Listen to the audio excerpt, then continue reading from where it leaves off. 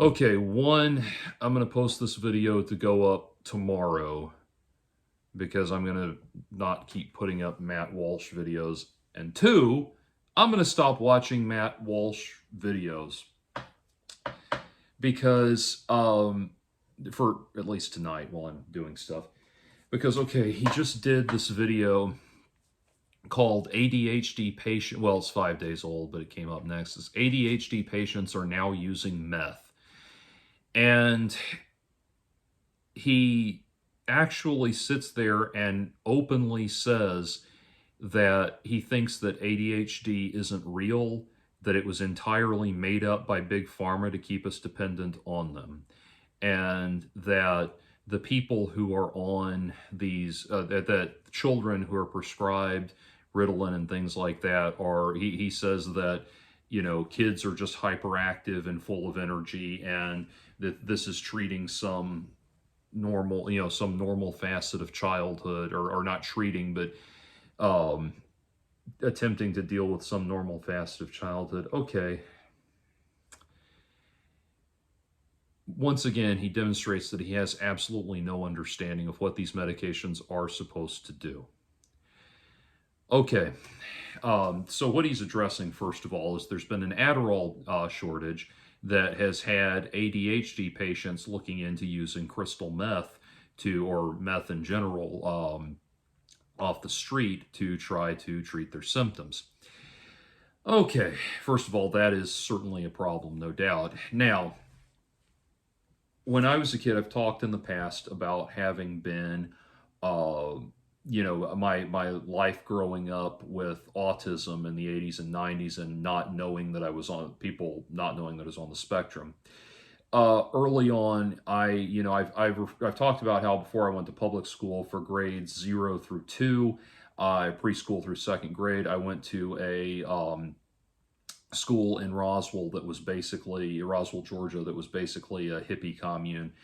And they were all about some Ritalin. The teachers would go away to these weekend seminars by pill pushers and come away, every problem, Ritalin, Ritalin, Ritalin, Ritalin.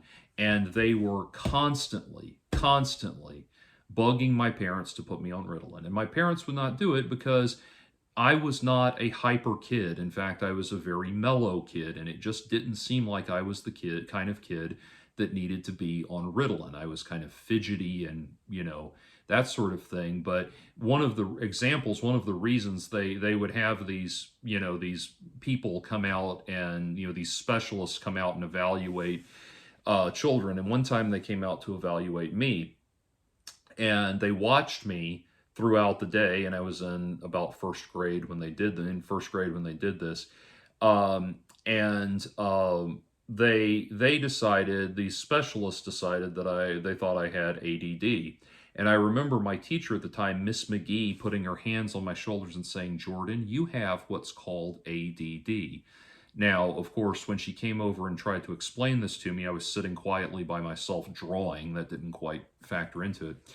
I was sitting. But one of the examples they gave my parents of why they thought I needed to be on Ritalin was, in their report, they wrote, "Jordan stares out the window for up to a minute at a time." And that is absolutely ridiculous. If you have ADD or ADHD, you cannot stare out a window and do nothing for a minute at a time. That is daydreaming. So yes, diagnoses of ADHD are it is grossly overdiagnosed. I lived through the era when pill pushers were trying to get every kid on the planet addicted to Ritalin and to meth, or basically stimulants. Ritalin basically is meth for kids, methamphetamines for kids. Now, when I was diagnosed as autistic, they explained to me why the difference. Now, if you watch my previous video about Matt Walsh doesn't understand SSRIs, you'll understand that SSRIs are intended to reduce the amount of stimulation in your brain. Your brain is overstimulated, basically. And the difference with Ritalin, here's the thing. Now, Matt Walsh is sitting there aghast and confused. He's like, "Oh, yeah, you take all this Adderall and you can't focus. You wonder why you can't focus." He's trying to say that the stimulant of the Adderall is what's keeping people from focusing. Okay. If you actually knew what these conditions were, Matt, you would know that the reason people who it might seem paradoxical, it might seem counterintuitive to have people who have too much, who are hyperactive, taking stimulants. That might seem counterintuitive, but the reason for it basically breaks down to, and again, this is what was explained to me when I got my autism diagnosis. The first thing, my mom was with me at the time. The first thing she wanted to know about was, well, why was he getting all these? Why were they pushing the ADHD thing so much, or the ADD thing, when he was just the very quiet, mellow kid? But anyway, so what they explain the difference, the reason that people with attention deficit problems take stimulants is because their brains are not getting enough stimulation. The reason kids with ADHD act up is because they are not getting the stimulation that they need. They act up because they are not getting the mental stimulation, and so they start acting out wildly and doing very highly energetic things because they're trying to do something. They're trying to where autistics like me will do self-soothing things like this. The ADD person or ADHD person, especially as a child, where children have impulse regulation control issues naturally anyway, because they're learning how to live. Children will take those will start doing things that are stimulating activities, things that will incur adrenaline, things that will incur excitement, and that kind of thing, because they're trying desperately to get the stimulation that they need. And I'll give you some examples of kids I know that were severely ADHD. I've known a few that were severely ADHD and severely needed help. I knew a kid, I've talked about my experiences in Mississippi. I knew a kid in Mississippi, very much a juvenile delinquent. I've checked in on him on Facebook, and he actually got his life together, and he's a productive member of society now. But at the time, he was severely ADHD to such a degree that he would go skipping down the hallways of the school, smacking with a smile on his face, skipping down the hallways, smacking people upside the head, smacking people like that as he went hard, trying this. One time, he went to my church, and one time we were at youth group, and we were all supposed to transition from the youth group room to the cafeteria, which there was a door and then an outside area, and then the door into the cafeteria. I was sitting against that door, and when they got up to go, the door opened while I was sitting on it, and I fell backwards, and everybody charged across me, and I was laying on the ground like this, like, hey, wait, let me get up. And that kid came and started stomping on my face with a demented smile on his face. And what people told me was like, dude, you just need to beat his ass. Just go beat his ass. It's what he wants.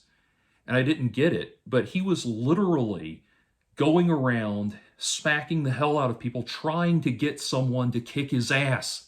And they'd beat the living shit out of him.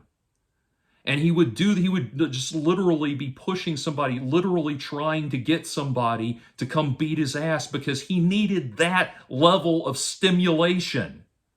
That's the level of stimulation. That's how bad his problem was. His brain activity was, his mental processes were so slow and so down, so low, that's the level of stimulation he was trying to get. He was trying to get people to beat him up. And I don't really even, I mean, he was loathsome, but it's difficult to even put him in the same category as a malicious bully, because he was not trying to exert dominance. He was trying to piss people off to the point that they would beat him up. That's the reality of ADHD. And Matt, surely you're a father of 6 children. Surely your children don't behave that way. Surely you realize that most children don't behave that way. When I was in that same time in my life, I had a friend who had two younger brothers. The youngest of the brothers was ultimately put on Ritalin. I was in about when I was in about 6th grade, he was in kindergarten, 1st grade. So that's like the difference in age with us. And so I was about 12, 13, and he's in about 1st grade and 6th, 7th grade. Anyway, so this kid, his mother was a realtor, and when we moved to Mississippi, we lived in one house that was supposed to be like a temporary house while we found the house we were definitely going to live in forever, or live in for the rest of the time we were there. So his mother was a realtor. Now the oldest brother was my best friend at the time, but that mother would take us around town, take me and my parents around town, and show us homes, show us houses, and that kind of thing. And she would always have to bring the littlest one with her because she had to keep an eye on him and everything. And this kid would see me, and he would run up. The first thing he would do is run up and punch me in the balls as hard as he could. And then he would follow me around, grabbing at me and slapping at me the whole time.